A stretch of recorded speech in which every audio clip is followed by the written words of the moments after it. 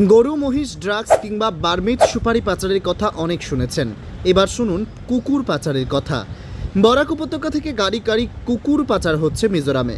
বিস্তারিত খবর শোনার আগে বরাক উপত্যকার বিভিন্ন ধরনের খবর পেতে আমাদের ইউটিউব চ্যানেল সাবস্ক্রাইব করুন এবং ফেসবুকে আমাদের পেজকে ফলো করে রাখুন।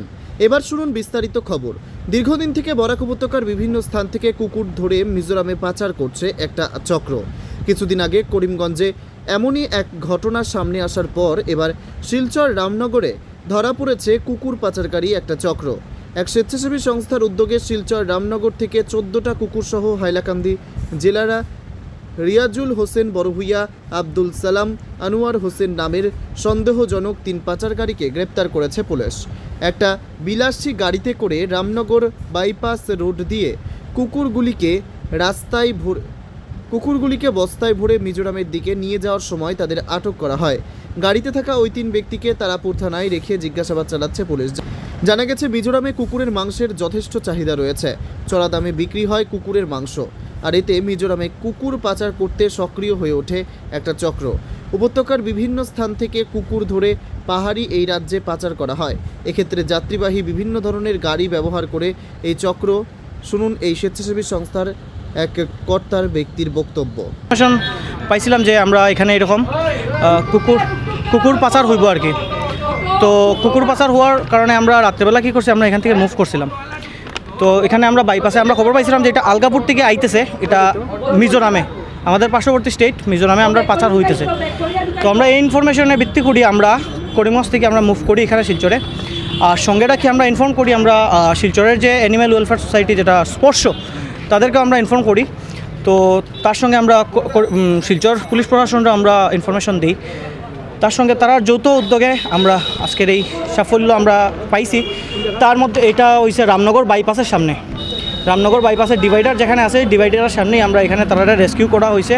স্মাগলারগুলারে এখানে ক্যাপচার করা হয়েছে স্মাগলারগুলারে। টোটাল 14 নম্বরস অফ ডগ আসিল এখানের মধ্যে, কুকুর। তা ছোটো বড়ো মিলাইয়া আসিল কুকুর। আর স্মাগলার আসিল 3 জন, যার মধ্যে একজনের নাম হইল রেজুল হোসেন বড়ভূইয়া, একজনের নাম আব্দুল সালাম মজুমদার অ্যান্ড আনোয়ার হোসেন বড়ভূইয়া। সবই তারা আলগাপুরের বাসিন্দা জানা গেছে এখানে আমরা ইয়ের সময় ইনভেস্টিগেশনের টাইমে।